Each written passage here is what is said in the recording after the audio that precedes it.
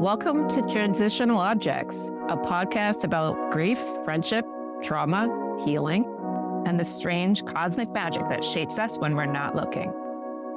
We're two longtime friends and therapists who've been through some things, a lot of things. And now we're talking about the big stuff, what we carried, what we let go of, and what we're still very much figuring out. Unfiltered, occasionally spiritual, always real. Think of it like therapy, but with more cosmic detours and fewer billing codes. Thanks for being here.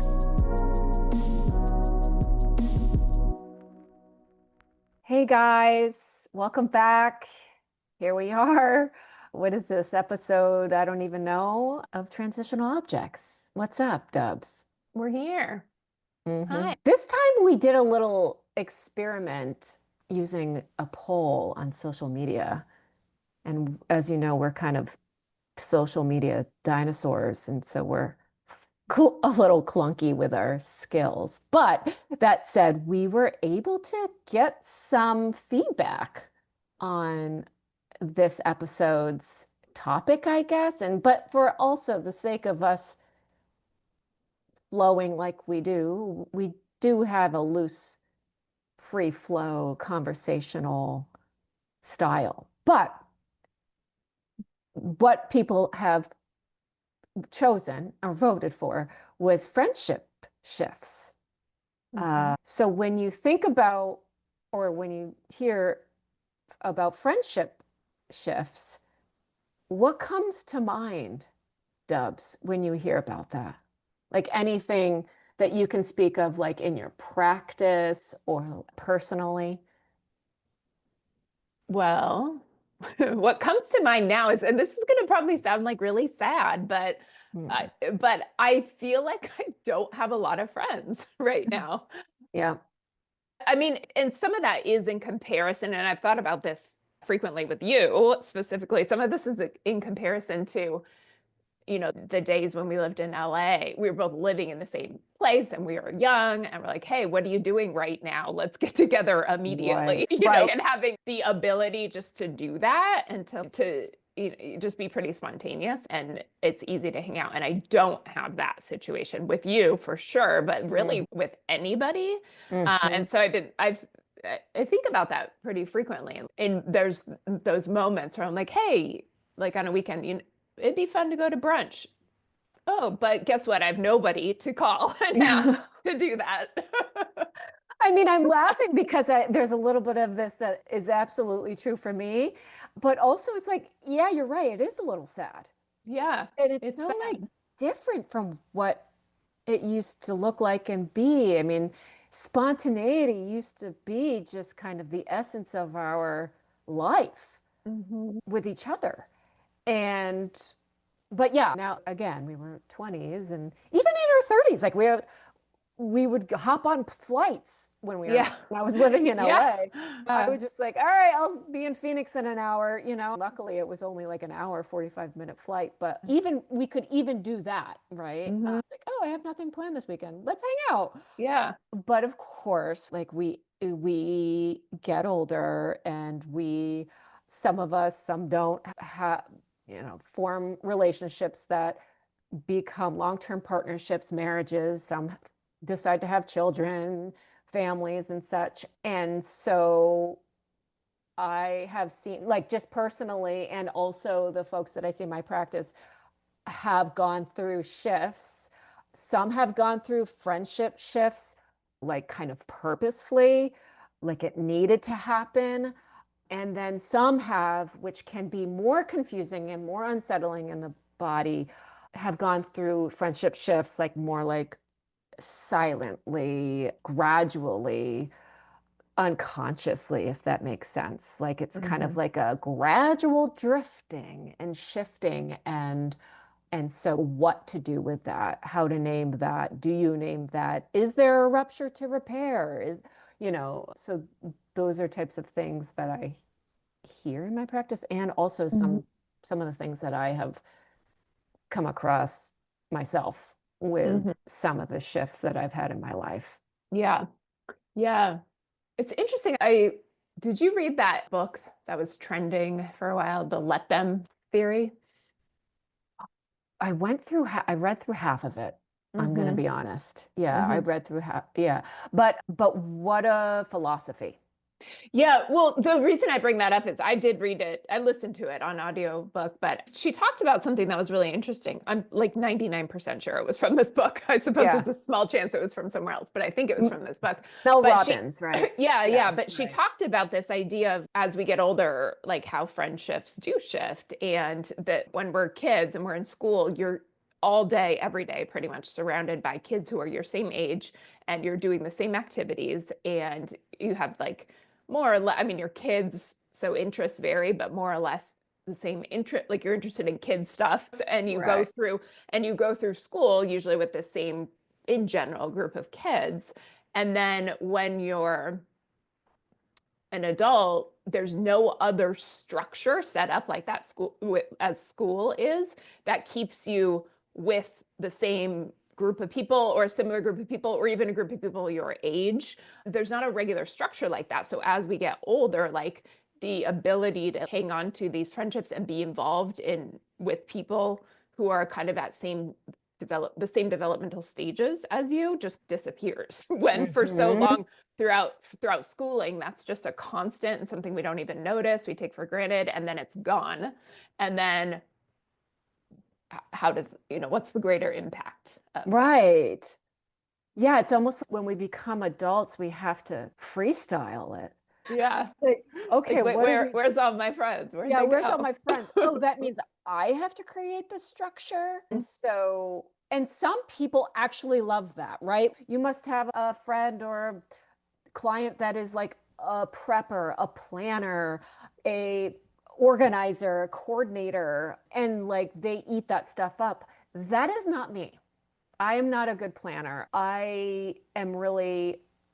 I fall short when it comes to keeping in touch with, I mean, even with you, right? Like, Mhm. but the thing here is that, and maybe this kind of speaks to that cosmic kind of intuitive connection that we have. I've never worried or fallen anxious when we have had a long distance or a period of time of not being connected, like whether it be via text, phone, FaceTime, whatever, or even in person, right? But there are friends that I do have those worries and thoughts around, oh, should I reach out? Oh, no, I haven't reached out in so long. What do I say when I reach out? Do I have the time to reach out? It becomes probably a bigger thing in my head than what it actually is. But yeah, it's like we're kind of freestyling as adults on how to connect, socialize, bond. So again, some of us don't have that like built-in instinctual coordinating, planning skill. Yeah. So yeah, Yeah, it is interesting with us. We've talked about this before, but it's always a day. We could not talk for 6 months yeah, and then only talk over text and yeah, still be like, it's never skipped a beat and just be like, oh yeah, I get it. I understand what you're thinking or what you're referencing here. yes, But yeah, I can't do that with everybody that I know. right, right. I don't know if it's judgment or I just feel like there's no judgment going to be coming from you. There's no, and maybe that's because the things that we have gone through together, I don't know what it is, but I've never had that worry. Mhm. So yeah, I guess that, yeah, that's a really good reference actually from Robbins is that like we are catered to these social experience as kiddos, which is great. It's learning social skills and learning social cues and they set us up for success, but then it's like, well, how do we get set up for success when we don't have someone creating these environments or social situations or gatherings when we are out of school, right? Like Mhm. you go to college, oh, there's something called sororities, there's fraternities, there's those types of clubs, there's those things that you can do. What if you don't go to college? Mhm. You know, Yeah. what if you start working? I mean, then Is it like the coworker situation? And so anyway, yeah, I think it's like this natural kind of filtration of Hmm. friendships. But then, regardless of what path you go on, just speaking from experience, regardless if right, like you go to different colleges, they don't go to colleges. I still have a handful of friends since I was as young as 3.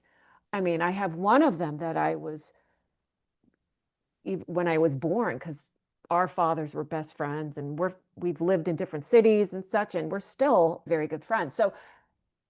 So there are these kind of long-term friends, historical friends that have always been in my life too. That again, I don't feel like time can go by and we still don't skip beats.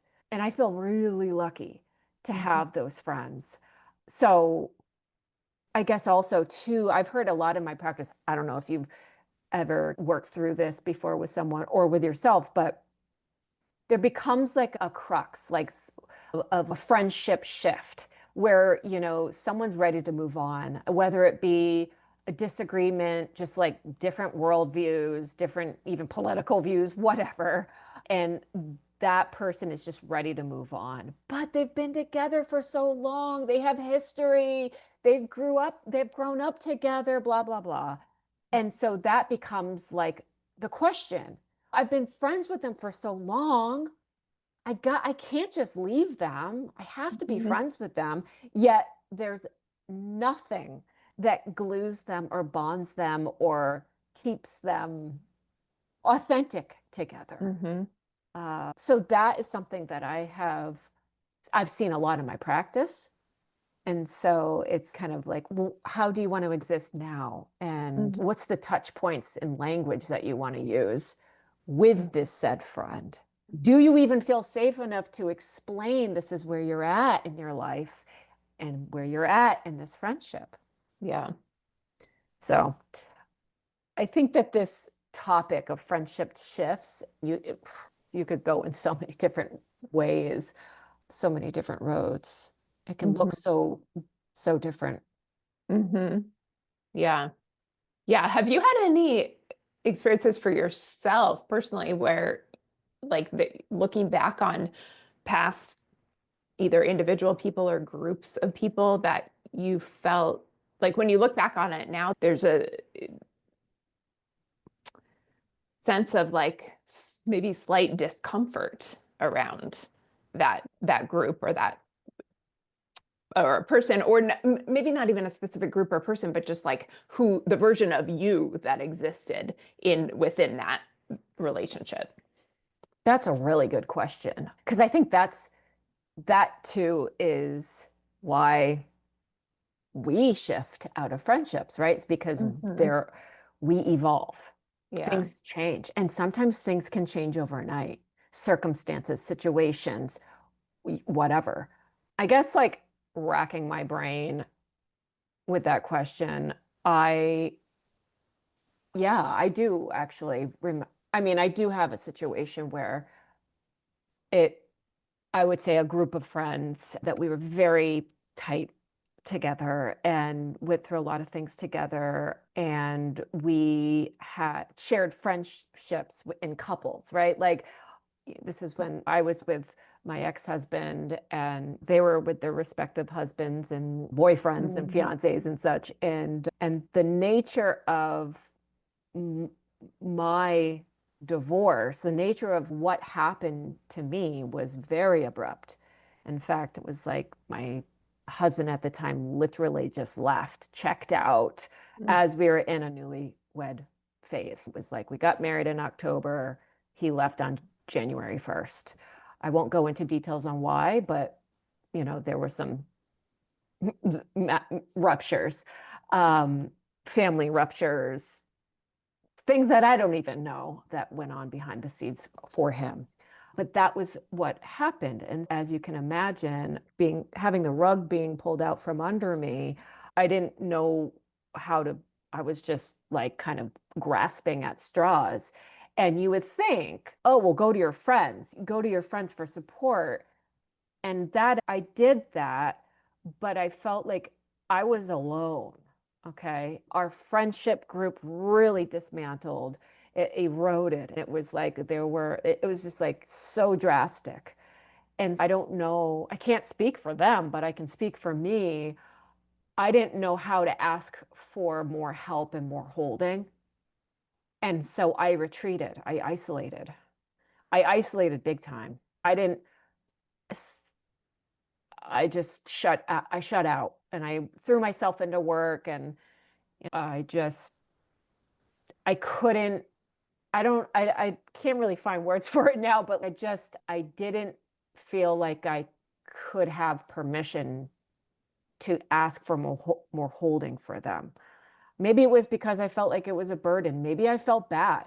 Maybe I felt, oh my gosh, like it's because of me that our friendship dynamic, our friendship group is dismantled.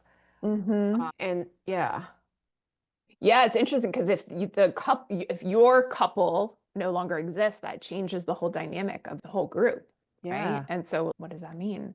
yeah, And I remember for you when that happened, and I would assume, and I'm sure we've talked about it at some point, that there was like some shame involved in that for mm, you. And so even if it's maybe just through that lens of the way you feel about yourself in the situation, like that impacts how you might step into that group of people that used to be like all of you right, together. right. It absolutely changed the dynamic of the friendship, Mhm. where yeah, I mean, that's a part of a shame shield is retreating, hiding, isolating. And that was not how I existed in this friend group at Yeah, all. yeah, If yeah. anything, it was like I was gregarious and connective, and we'd hold parties at my house every weekend. And it Hmm. was, and so it just went so starkly different. And I didn't know how to exist in it, and I didn't know how to show up. And I certainly didn't know how to voice like something's changing in me, and this is so uncomfortable. Hmm. Also, that is when, I mean, shortly after is when I met my husband of 10 years now. And so that was, I felt like I had to hide that because it's like, well, now they don't have this dynamic and now we got to let this new guy with you in. And so I felt I didn't know how to voice I didn't know how to voice at the time. Yeah, like I didn't, that I wasn't like ready to. In fact, I don't think I could ever be the person that was once existing in that group. Hmm. And I don't know what they were expecting from me, but I know that they probably were hurt too. Yeah, yeah. And I could only apologize for not showing up and not and hiding and not being there. But I also couldn't find the words to describe to them how hard it was for just things, my whole world to blow up and to just not know how to exist. Yeah. And I think for you, the one experiencing that, that highlights like what has changed and what you've lost. Like when you see if just you were to hang out with them, Yeah. minus your Yes. ex-husband, Right. like that's a huge in your face of everything that's happened Yes. and what you've lost. Yeah. And that can sometimes be just like too much. You can't go there. Yeah. Yes. Exactly. It was like there was so much going on. And quite frankly, I was in pure, utter survival. I mean, Hmm. I was with my postdoc internship making like $25 an hour living in Los Angeles. I was literally homeless at the time, finding places to live. I mean, I was just head in the sand, like trying to figure it all out. But yeah, it's so funny because I haven't really talked about this in a long time. I can feel like tears Hmm. because it's so complex because it's so now how does this look? It doesn't look like anything. I don't speak to them. I don't we haven't we don't touch base, we don't connect. There's been no reconnection. So it's been like a unresolved. So that's kind of how complex, I guess, like friendship shifts can be due to circumstances. So, what would I say that caused this friendship shift? I would say many things. Divorce but also an abrupt divorce. This was not like a, oh, years and years and years. No, divorced as a newlywed. I mean, that was very shocking and Well, very, we had just all been at your wedding. And yes, then like 2 months yes, later, just yes. kidding. Yeah, just Yeah. kidding. And so, yeah, I don't want to go into the details of that, but so yeah, like divorce, obviously having that rupture without a repair, having it be kind of confusing because I know that they saw me go through that too. And Mhm. it's not like they weren't privy to it. They saw it, but I don't really think that they knew the depths of like honest despair that I was going through. Mhm. And the relocation. I mean, I moved across the country, 3,300 miles across the country. I went to Mhm. Maine, and it's from Los Angeles to Portland, Maine. You can't get any more like away. So yeah, I mean that is a complicated, complex friendship shift for me that I have gone through. Yeah. Yeah. So So what do you feel like when you remember that time or that even that group of people, do you feel like does it feel uncomfortable in any way? not now, No. just because I know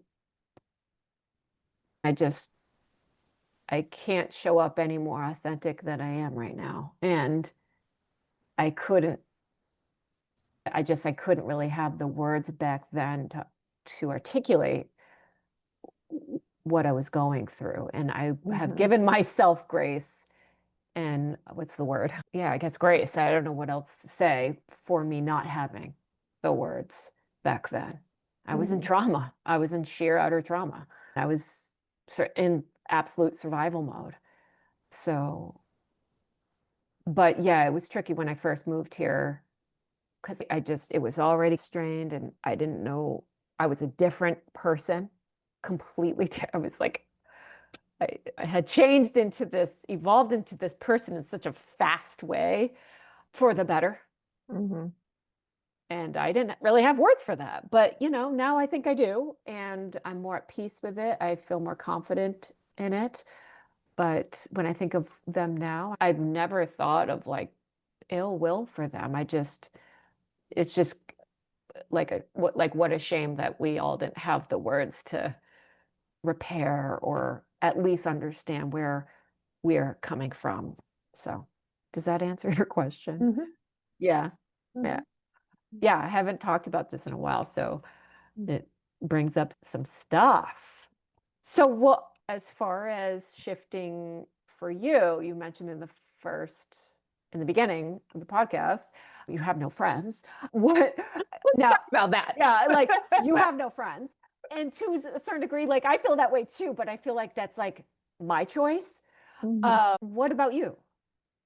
With like feeling like you don't have any friends, like even if you did, like they're not Well, there. yeah, mine feels more like, I mean, some of it is probably like I say that I have no friends, but there are moments like I was talking about earlier where I'm like, I want to go to brunch. There are moments where that does feel sad, but overall, it's not like this is something like I'm dwelling on. Like I don't have friends and that I feel terribly upset about. I do have some people that I have people in my life. I have people who are friends, but I don't have the, it feels so much more complicated to do anything with anybody.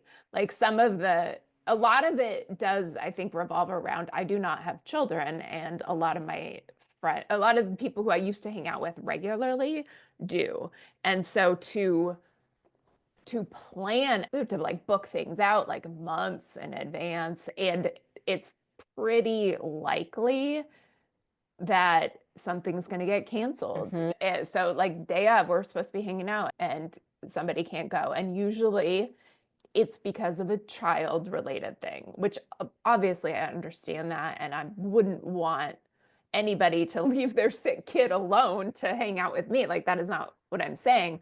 But it is difficult being the one who doesn't have children whose plans are always being canceled because of some external scenario. And that does feel sad sometimes. And it does just look at, or it does make me look at just how things have changed, and the reality of being in a place in your life where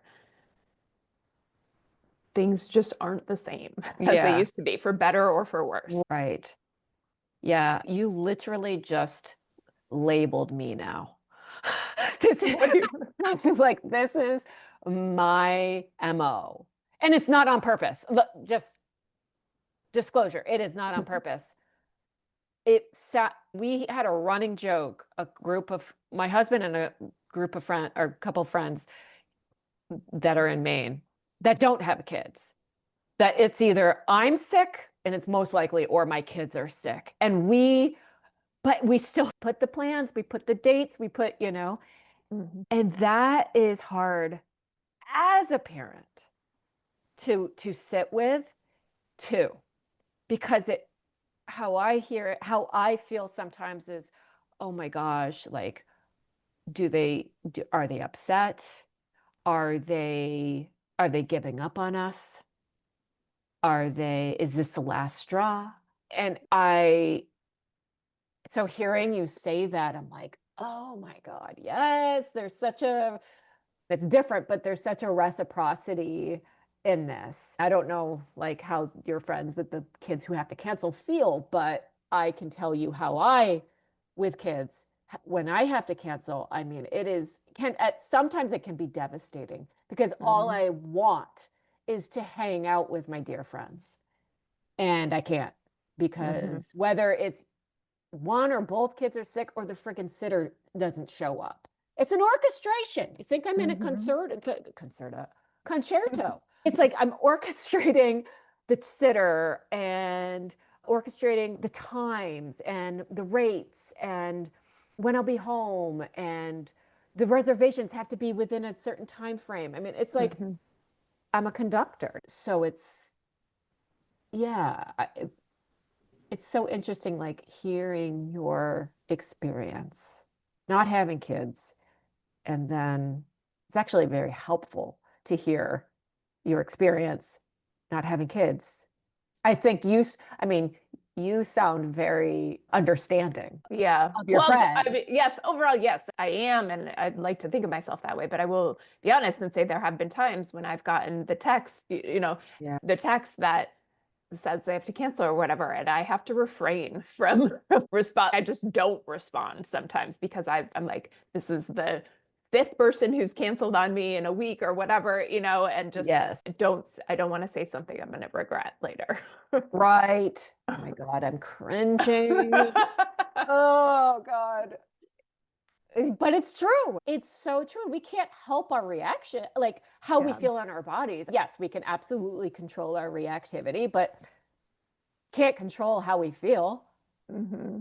like Yeah. initially. Mhm. So yeah. Well, and for me, like this, in in a similar way, similar but different way, this is reminding me of what you were just talking about in your relationships with the couples, in that in some ways, it the reason for my responses when they're like really like irrational like responses is because it's highlighting a sore spot in me. Like it's Mm. highlighting I'm never going to have the excuse that I have to cancel something because I have a sick kid, And so that's just like highlights in some moments this thing that I'm quote unquote missing, and that's mine, and that's the way that impacts me is my responsibility, but that can sometimes, if gone unchecked, bleed into the relationship. Yeah. Right. And I think I don't know if I mentioned this to you, but for the longest time, when I knew you were struggling to conceive, going through all of your procedures, like all of it, I remember feeling conflicted about even like sharing photos.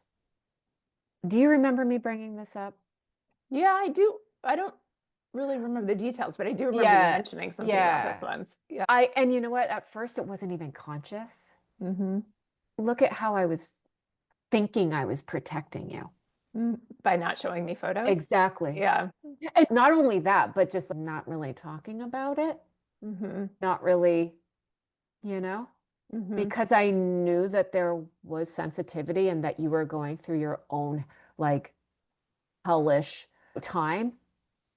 And that's also being such a like close, being so close to you, I didn't know.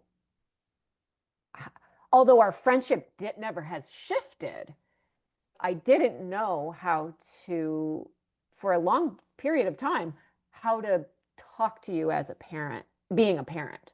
It's a Like, dynamic. what? It's a different dynamic than we'd ever Yes, had before. exactly. Yeah. Right, right. And these things, these babies who are now like taking up so much of your time and energy and have completely changed who you are. You're now a mom. Like, so that's a huge part of your life. It sounds like you felt like you couldn't or didn't want to talk about this huge part of your life with me. Yeah. It's not that I didn't want to, it's that I felt like I couldn't. Hmm. Because in fact, it was weird because I tell you literally everything, like probably too much. Yeah. You know, not too much and whatever, you've heard it all. But with that, yes, I wanted to, I just didn't know how to. I didn't know if Mhm. I was going to hurt you. I didn't know if I was going to trigger you. I didn't know if I was going to upset you. So it's interesting. Again, yet another complexity of a friendship. Even though our bond and our connection, our like intuition with each other hasn't ever changed. In fact, I feel like it's gotten like stronger, but it did shift just out of life circumstances. Yeah. Like we were no longer not people without kids, you know? Yeah. Uh, Yeah. So do you think that was okay? So the way, what's the question here? The way that you thought about that situation mhm. and feeling like you couldn't talk to me about those things, was that more because of you and like some like beliefs or whatever you or stories you created about the situation? Or was that more because of me and maybe like a way that I had responded to a comment or a photo or something? No, not at all you. So it was more about Oh use, the yeah. how it, yeah. And I'm asking that not even specifically for this situation, but just in general. So, like with this topic of friendship shifts, I don't know the numbers, but I wonder Mhm. like how frequently it's more likely to be about something in ourselves that is getting highlighted or worked up, or there's a story we have about it, as opposed to anything the other person might have done. Exactly. And then we just going ahead and making those assumptions to show up in a certain way without actually checking in Yeah. with self and also the other that said, what a friendship. Yeah, absolutely. And how long that can go on, which can also cause distance, can also Mhm. cause that confusing, gradual, like disconnect Yeah. in friends. And Hmm. that can feel really unsettling. Where do Hmm. we begin? Where did this start? And Hmm. lo and Well, behold, yeah. oh, it's been just me trying to protect you. Yeah. Well, and eventually the other person might create their own stories. Exactly. Like if you hadn't talked to me for a year, I would make up some reason for that. And whether or not I would have brought that to you, I don't know. But yeah, and then that can just both people are living in this made up world. I know. Gosh, It's crazy. We're interesting little humans. we really are. We have like our little like diatribes in our head, Yeah. our little Yeah. narratives that we believe, like we cling to. Hmm. What? Yeah. Yeah. We make up these stories. Yes, yes. And then there are the friendships where there's just like a natural shifting or disconnecting that it happens mutually. Have Hmm. you had those? I'm sure I have. I'm having trouble thinking of an Well, example. there have been no ruptures, there have been no like fights, but Hmm. just maybe just like some changing of personalities or changing of interests, shared interests. Used to be shared Hmm. interests, no longer shared Hmm. interest, Hmm. right? So Yeah.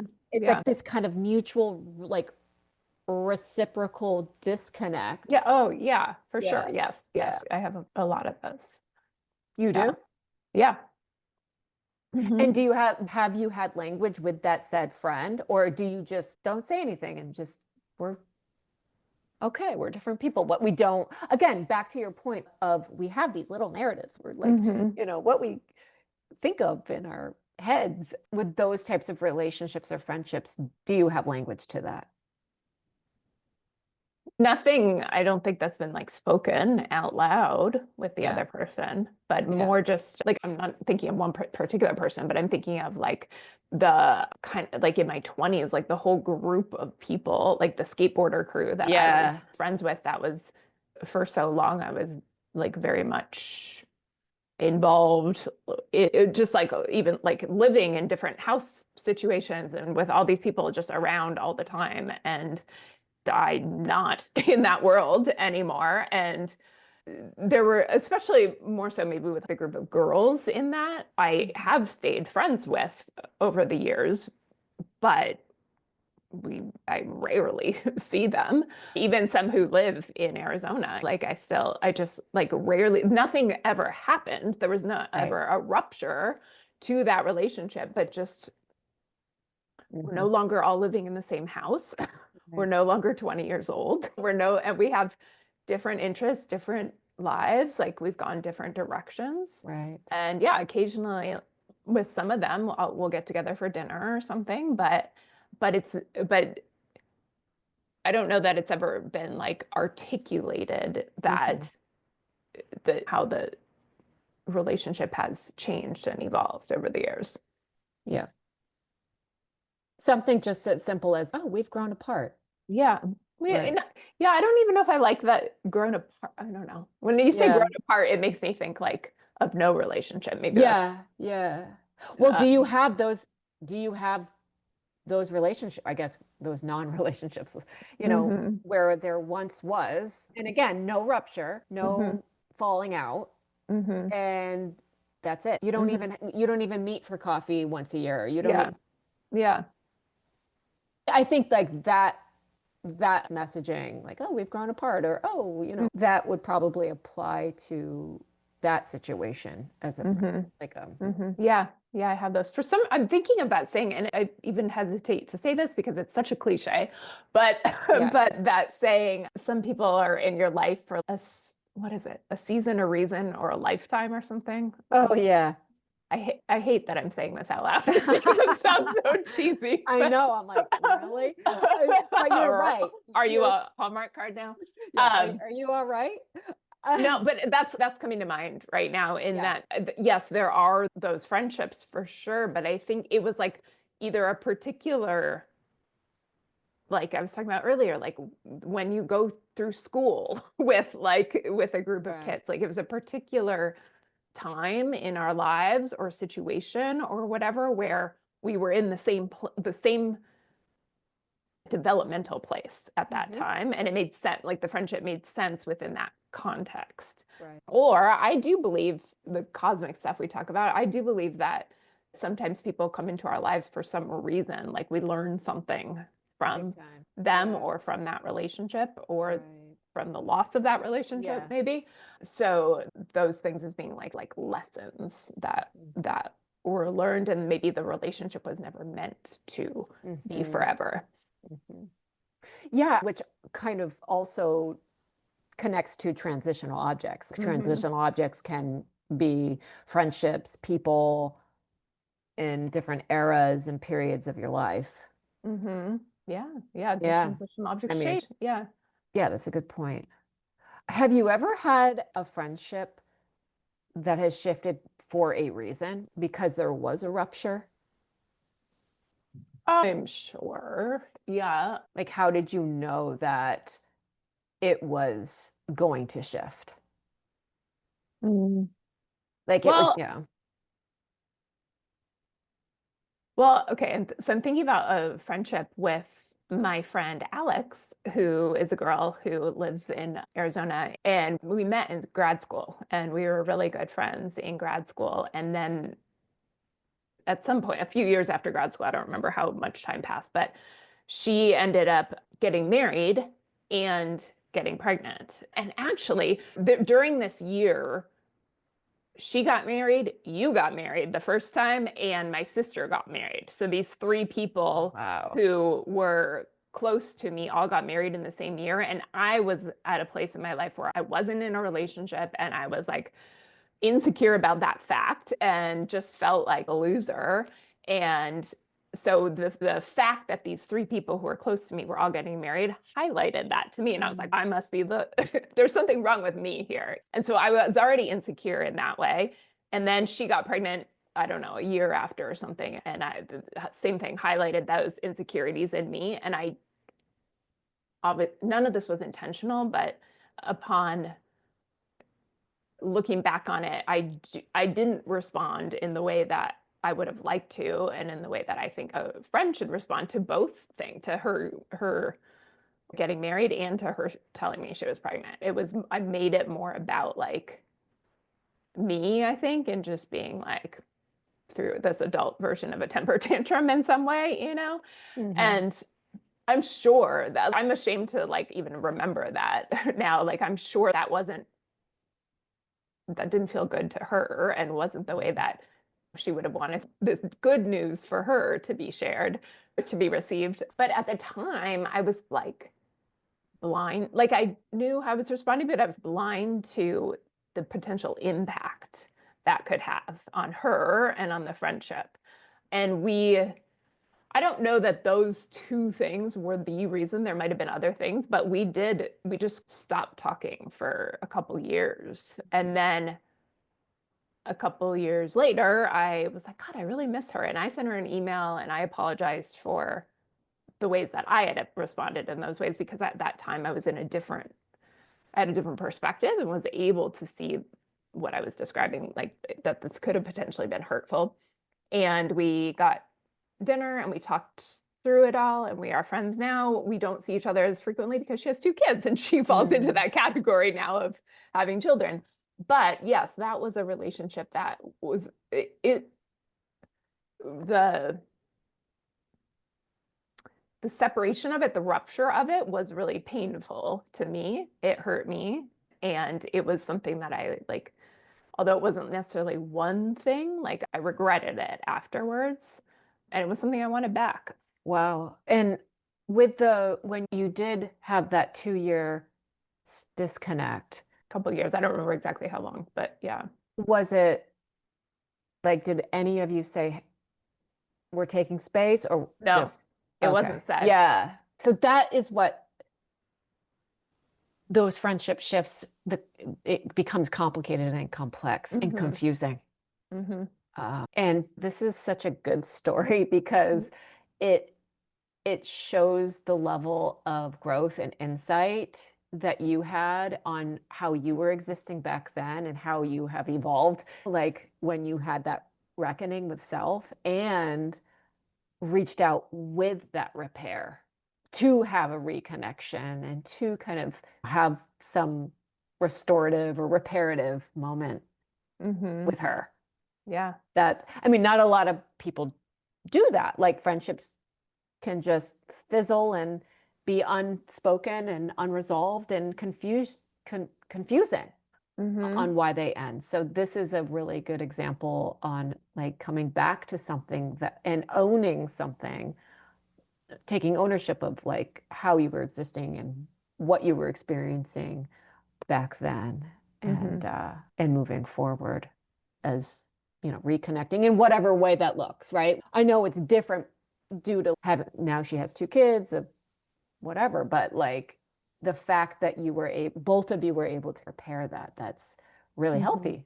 Yeah, and it felt really good. I remember the night we went to dinner, like it was like overflowing with this like energy, like bubbling energy. And I think she was too. And we both, I think, texted that night again. And then the next day, we both were so glad to be like repaired and like back to talking to each other, even though nobody ever said we're not talking, Yeah. but Yes. just to have each other back in our life, I think it felt like for both of us was like, it was like a deep, I do remember actually, yeah, it felt like I just relaxed. I didn't realize, yeah, this is coming back to me. I didn't realize how that was impacting me, like the lack of that relationship and the un lack of clarity around it, how much that was impacting me and how much I was carrying with that until I saw her and it was like this huge like weight lifted. Mm-hmm. A relief, release. Mm-hmm. Yeah. Mm-hmm. Yeah. That's awesome. Yeah. Yeah, I didn't really think about it. Tell Alex I said hi. I love, Yeah, you've met liked Alex. her. Yeah, she's Yeah. great energy. I'll tell her to listen to this episode. Yeah. Talk about you, Give Alex. give I'm her glad a we're message. friends, Alex. Yeah. I'm glad you guys made up or reconnected. So I hope we encapsulated like a lot of different ways that friendships can shift and why they can shift and causes of shifts and the complexities and the complications of shifts that can hopefully be validating and also normalizing for some people who listen to us chatting along, chatting away. Yeah. Is there anything you think we left out? So I was thinking of one thing earlier that again highlights the theme of when these shifts happen, sometimes it's more about what's being hurt in us as opposed to the other person. I remember that after, I don't know, it was like I don't know, a year or two or something after Bo died, I saw this guy who had been friends with him, but who I like I don't even think we lived in the same state. So he wasn't somebody who I normally saw, but I saw him and he looked at me and like just I could see like the moment he saw me, his face like totally changed and he looked like devastated or something. And he just said, I can't see you without thinking of him. And I didn't know that. I didn't know in his mind we were that connected. And it just judging strictly off of by his facial expressions, it looked like it was really painful and hard for him to do that. To see me, even just to have me in his presence was really hard. And I think about this was 15 plus years ago that this happened, but I think about that kind of frequently in that like sometimes it's not about the other person. It has nothing to do with them. It's just that like there's too much involved for whatever reasons in that other person that it's too painful for me to look at or for me to be with. Yeah. So many things. Yeah, pain, shame, hurt, loneliness. There's so many things that we don't even know we are shutting off or not attuned to or with and ourselves. And so that can create this like, okay, like out of sight, out of mind, like just keep it over here type of thing. Wow. I think I remember you saying that. Do you remember that Yeah, story? that was a long time ago, but it was a long time ago. I Yeah. do remember you saying that. Well, it impacted me and Yeah. Also just speaks to how connected and associated you and were to Bo. And I mean to like other people, like to other people. Yeah. that community or that like community of friends, just you being you can provoke such a profound feeling of whatever they were, grief, sadness, loss. Yeah, and it's this situation. It's not anything I did. It's not anything anybody did. It's just this kind of like untapped emotion that is just too big for whatever reason. Right. Yeah. Yeah. That's so again, like that's a shift. That's a shift. And again, it was an abrupt shift. So it's hard to really recalibrate oneself in these really particular moments. Mhm. I bet he didn't realize he was going to feel that way when he saw you. No, probably not. Yeah. Jarring. Yeah, good Yeah. point. Good memory. Certain things stay in this I know. memory. Same. Not everything, but certain things. That's true.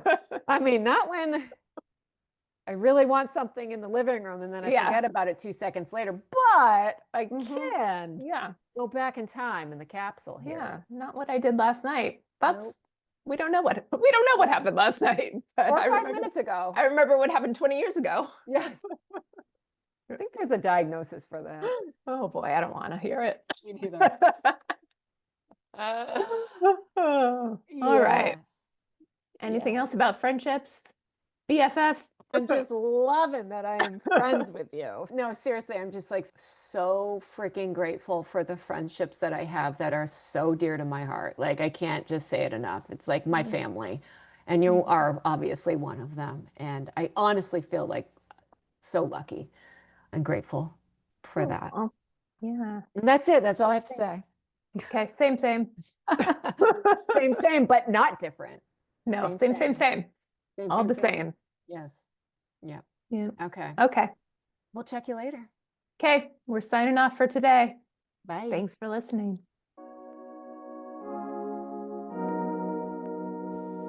That's our episode. Proof that therapists can overshare too. If you're leaving this feeling a little more human, good. That's kind of the point. Send this to someone who gets it, or someone who really needs to. We'll be back soon with more stories, more tenderness, and a rotating cast of unresolved issues. And maybe a few coping skills. Maybe. Until then, hold yourself like you would someone you love.